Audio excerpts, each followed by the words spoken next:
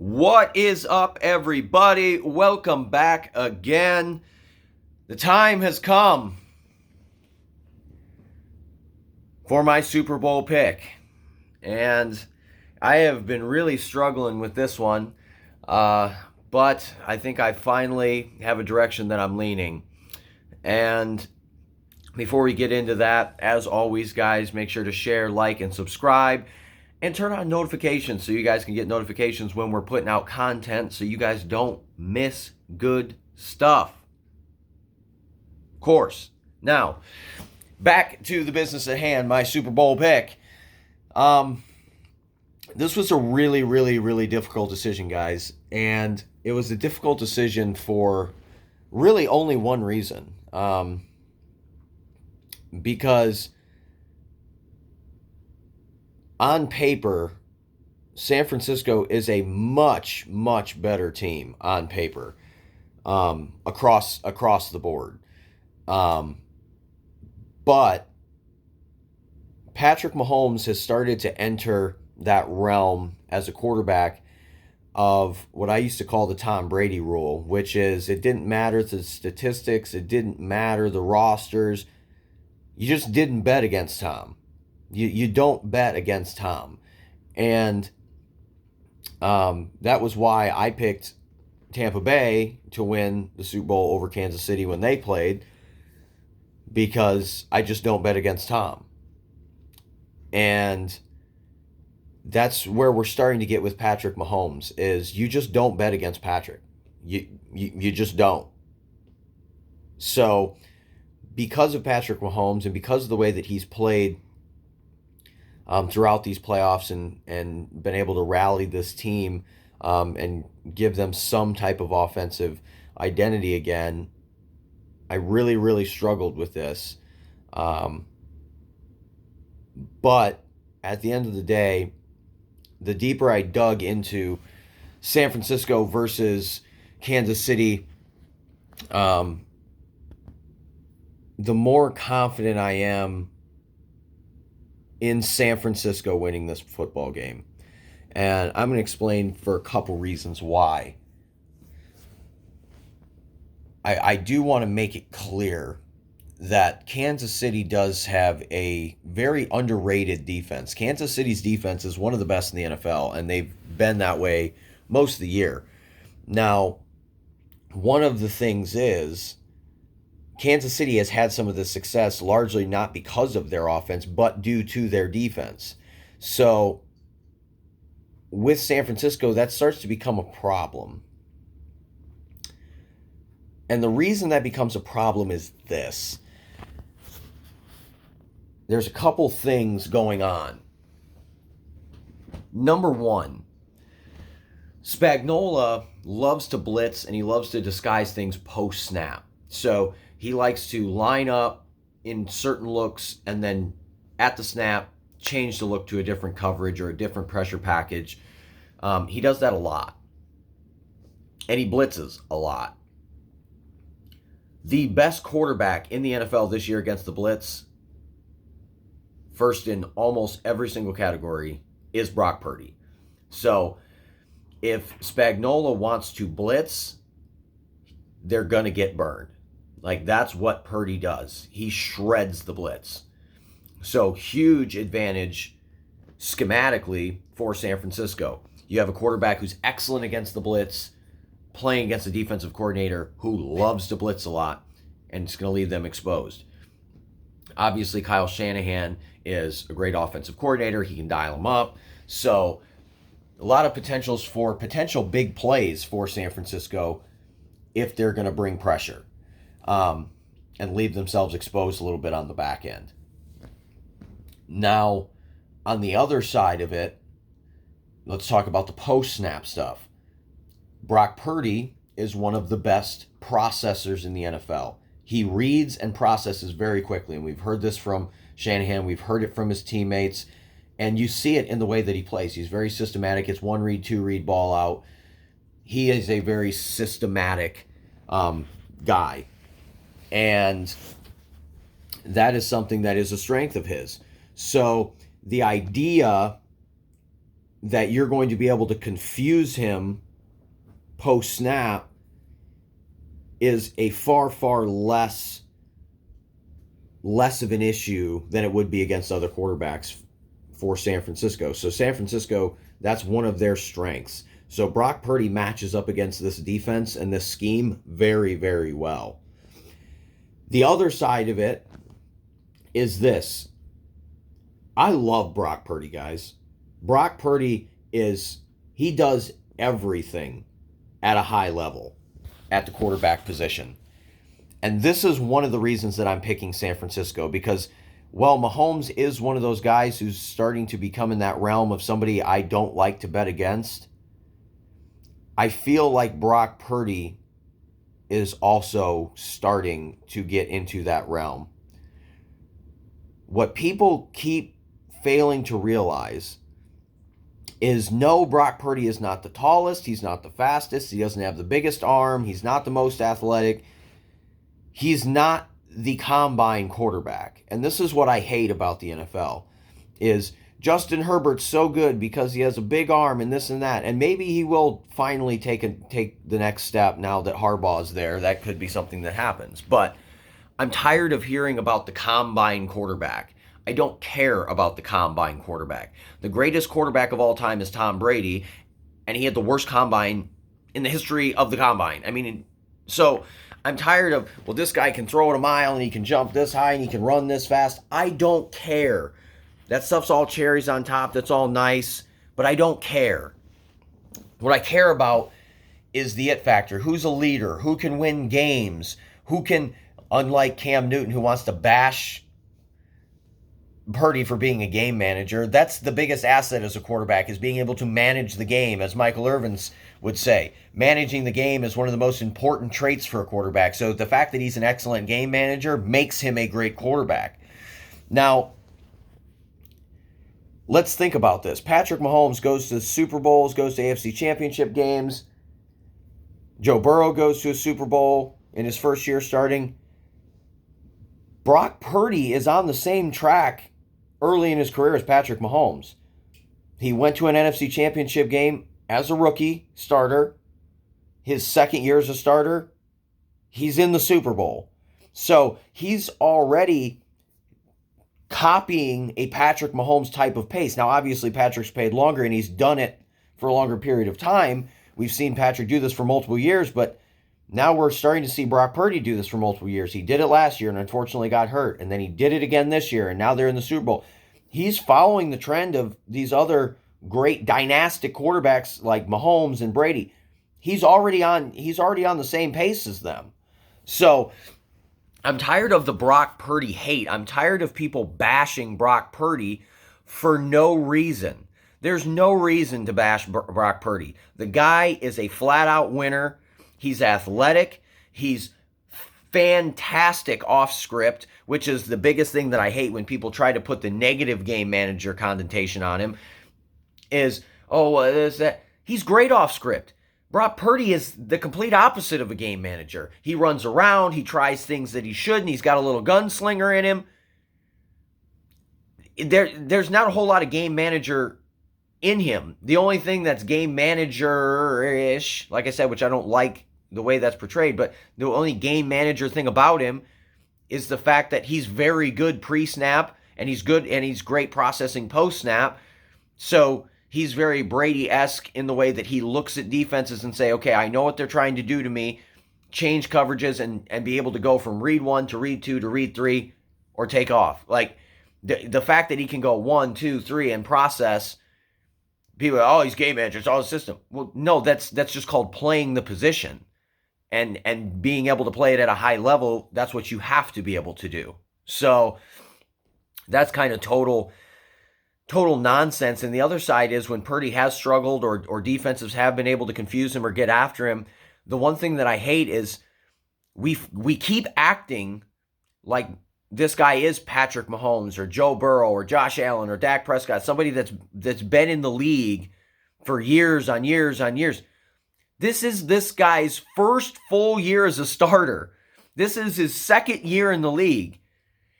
If you drafted any quarterback and had the success level in year 2 that you've had with Brock Purdy, we would be jumping up and down on the table of, oh my God, this guy's a Hall of Famer. Look at this, blah, blah. I mean, that's what we did for Patrick Mahomes. And Brock Purdy's doing exactly what Patrick Mahomes did. AFC Championship game, Super Bowl. NFC Championship game, Super Bowl. He's doing the exact same thing. And he's on the exact same pace as all these great quarterbacks. But because he was Mr. Irrelevant, we grade him on this scale of, well, he should be able to play like he's a 12-year vet. It's his second year, guys. This is what he's doing, and this is the success that San Francisco is having, and he's only going to get better as he understands more defenses and more coverages and sees more things thrown at him. He's only going to get better with experience. The kid still has no experience, and we keep trying to act like he's a 5-year vet. It's nonsense. The kid's going to get better. Yeah, he makes mistakes. All second-year quarterbacks make mistakes. Yeah, he has bad games. All second-year quarterbacks have bad games. It's his second year. Let's pump the brakes on trying to pretend like he's a former MVP and compare him to Mahomes. It's nonsense. The guy is having a historic clip of success at this point in his career, and he can do everything you want him to do from the quarterback position. His arm is fine. They keep talking about his arm. He is way overblown. He doesn't have a weak arm. He throws the ball fine. He's extremely accurate. He's surprisingly athletic outside the pocket. He will shock you with how fast he is, how athletic and shifty he is. He can run. He can throw. He's great recognizing coverage and being able to know what's happening post-snap. Pre-snap. He's great post-snap when guys try to change things post-snap like Kansas City does and fool him. He processes at a high level. He's a very smart guy. Brock Purdy is the real deal. And that's one of the reasons that, like I said, I think San Francisco has the edge here, because I think we have another Tom Brady. Not that he's going to ever have the success of Tom Brady, but what I mean by that is we found another franchise-changing steal of a quarterback in the draft in Brock Purdy. And I think Brock Purdy is going to be potentially a future Hall of Famer. I think he's going to end up starting to follow that Brady mold of a guy that nobody thought could play, that all of a sudden comes out of nowhere and wins rings and wins in the playoffs at a high level. That's what I mean by that. Not that he's going to win 7 or this and that, or that he'll even be a Hall of Famer, but he's going to, I think he will win rings, and obviously if you win rings, then the Hall of Fame almost kind of comes by default. But I do think he's going to have a lot of playoff success in his career, and he's going to win a lot of playoff games at a high level like Tom, as some unknown guy that all of a sudden is winning a lot of playoff games. I think he will win a Super Bowl in his career, whether it's this one or another one, but I think he has a chance to win multiple Super Bowls in his career, with the pairing between him and Kyle Shanahan. And they're going to have a lot of these pieces for years to come in San Francisco. So he's got a chance to have a really, really high level of success very early in his career, like a Brady, like a Mahomes. And I'm tired of the Brock Purdy hate. The guy's fantastic. And the other part of this is, over the last 24 hours, I've become more comfortable with the San Francisco pick, because things over the last 24 hours have really settled in, finding out news that Kansas City, who their weak point as a defense is against the run, not that they're bad stopping the run, but if you can do one thing to Kansas City, you can run effectively on them at times. And that is now going to become a bigger glaring issue against a run-heavy offense with a phenomenal back in Christian McCaffrey and a downhill power run game, with Kansas City having multiple defensive linemen out. So now multiple starters for the defensive lines in Kansas City are gone, and they already struggle at times against the run. And this is a smash-mouth, downhill power run game coming in with San Francisco and a phenomenal back, Hall of Fame back in Christian McCaffrey. And they're coming to town, and you're down starters on the defensive line. that doesn't bode well for Kansas City's defense being able to repeat some of these performances they've had throughout the year and throughout the playoffs. This is one of those games where not only is San Francisco the better team on paper, but they're also the better schematic team. They match up way, way, way, way, way better with Kansas City than a lot of other teams that have played Kansas City throughout the year. From Kansas City being injured on the defensive line and them having the run game as one of the weaker points of their defense, San Francisco being a strong, power, run-heavy team, having a defense that likes to blitz a lot against a quarterback who shreds the blitz, having a defense that likes to change things and try to confuse guys post-snap against a quarterback who's very, very good and a quick processor and gets through his reads quick and doesn't get fooled post-snap usually very often. A San Francisco defense that hasn't played well as of late. Them missing Haifunga is a huge, huge blow to their secondary and kind of the cohesion there. But their defense is still playing well. I mean, they're not terrible. They've struggled at times on certain things, but San Francisco's defense is good. We know their defense is good. And I think they're going to be able to contain Kansas City's offense a little bit. And the other thing is this. San Francisco, the last few weeks, has played way below where they're capable of playing. San Francisco's been kind of like on a downward spiral of performance. They've hit a low point. They're in a rut. And Kansas City has played way over their heads.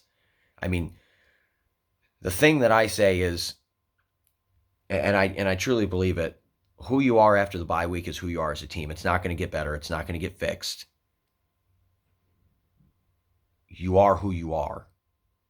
And Kansas City is a team that struggles to find an offensive identity.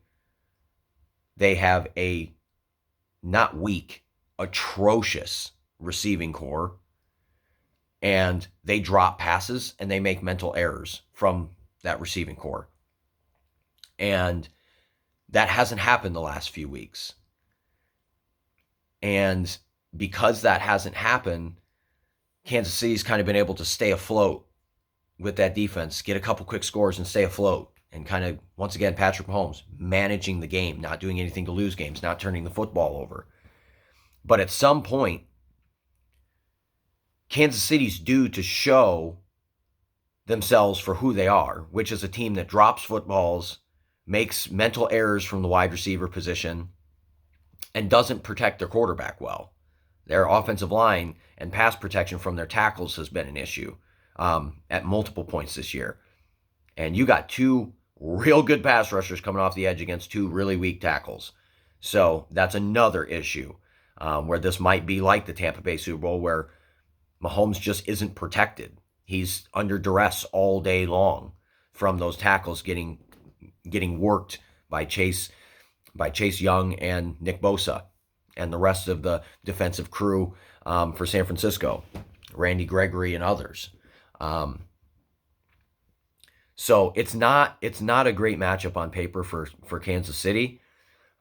It's a really good matchup on paper for San Francisco as far as what they do well. And then on top of that, like I said, I believe San Francisco is the far superior team talent-wise because they have Deebo Samuels, they have Brandon Ayuk, they have George Kittle, Christian McCaffrey, like I said, Brock Purdy. They have those guys, Trent Williams. Kansas City has Patrick Mahomes, Travis Kelce, and Isaiah Pacheco. Offensive line, not great. Receivers, awful. I don't know if I like that. San Francisco is due to play like San Francisco again. They're due for an up game. Kansas City's due for a down game. So that was part of my decision as well. Just the fact of Kansas City can't continue to keep playing more talented than they are forever. Eventually, they're going to show who they are. Kadarius Toney's going to line up offsides again. He's going to drop a pass. It's going to get tipped for an interception. Valdez-Scantling's going to drop another open touchdown. Christian Watson's going to drop some balls. They are who they are. And they're going to show that at some point. They can't continue to play over their heads forever. So they're going to come back down to earth at some point. I think that's going to happen in the Super Bowl. There's going to be some mental errors, some drops, some things that end up hurting Kansas City. San Francisco's not going to play under their potential forever. They're due to play a normal game and show that we are the 49ers. This is what we do. They're due for one of those games. And I think the combination of those two things happening is one of the things that's going to give San Francisco an edge in this football game. And the other thing that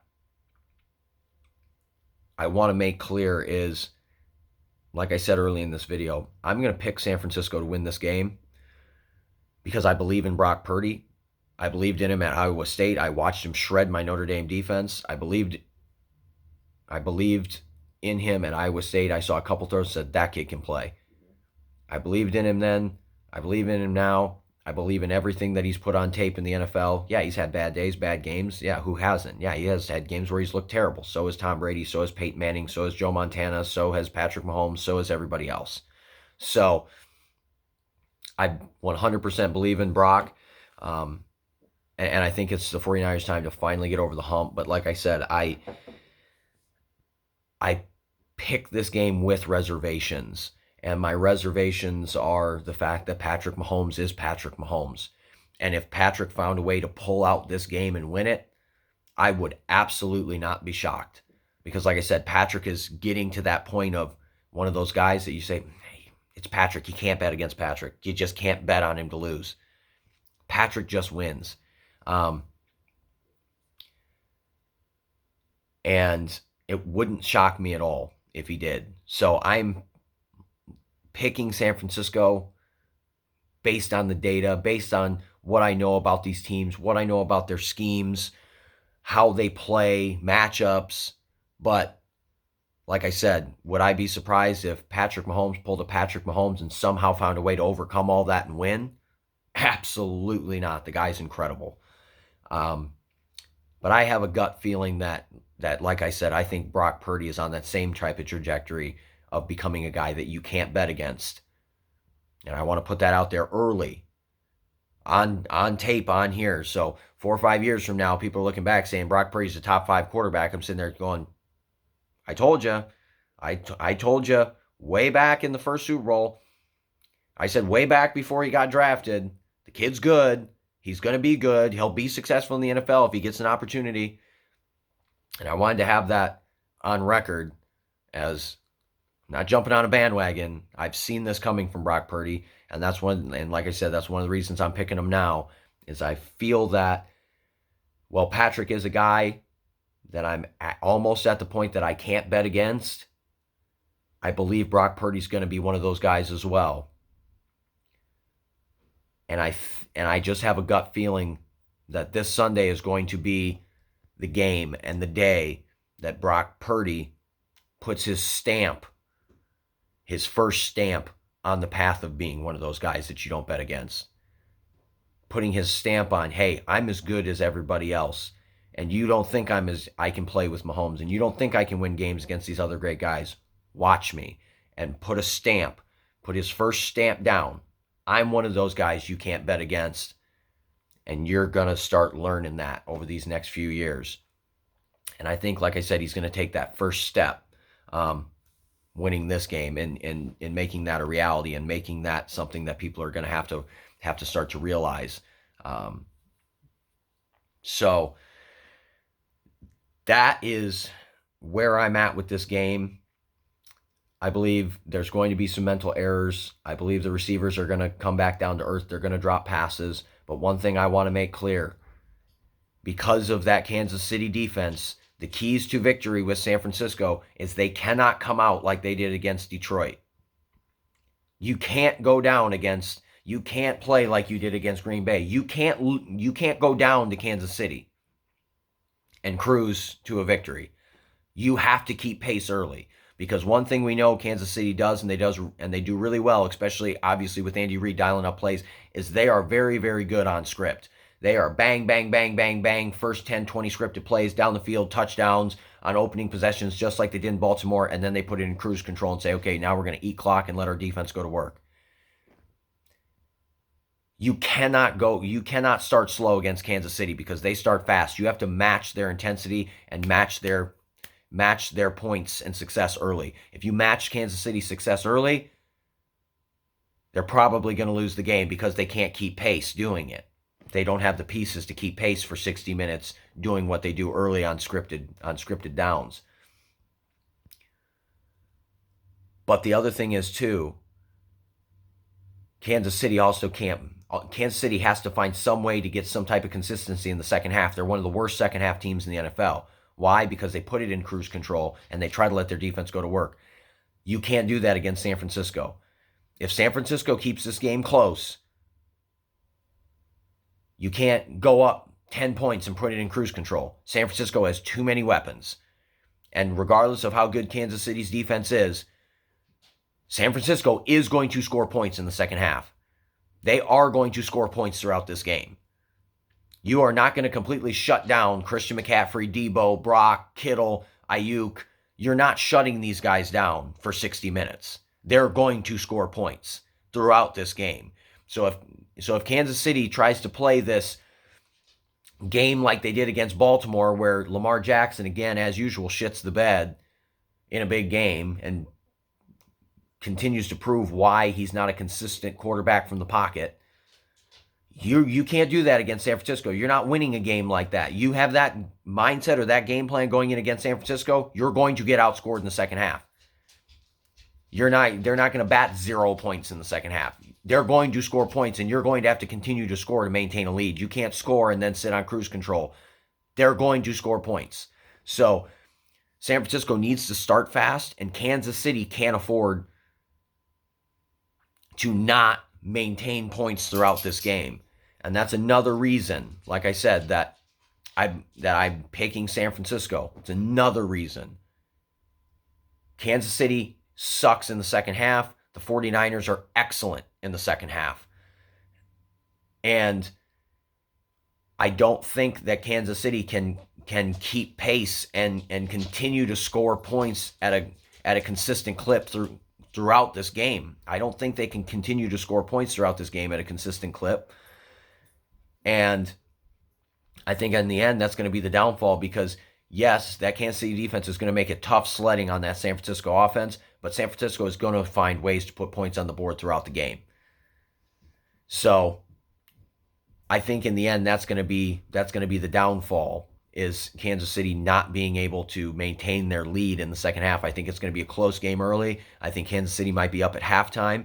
And I think as the game goes on late into the second half, San Francisco is going to start to catch up and surpass Kansas City because they're going to continue to find ways to keep pace in the second half, and Kansas City's offense is non-existent in the second half. And I think that's going to be the difference, or one of the differences in this ball game. So that is my pick, guys. Brock Purdy, proving he belongs here, proving he can compete with the big boys, proving he's going to be a guy that you can't bet against moving forward, that he is something special in this league, that he deserves the recognition and deserves, everything that he's gotten so far in San Francisco, and that he's a huge part of their success. He's not going along for the ride. He is the bus driver. And like I said, I believe in that. I believe in the matchups and the schemes advantages for San Francisco. I can't trust Kansas City in that receiving core. I've seen it too much this year. I can't buy into it consistently. And I'm giving the edge to San Francisco, a small edge to San Francisco. But like I said, you can never count out Patrick Mahomes, and there's a chance that I'm completely wrong on this because Patrick's Patrick and he does Patrick things.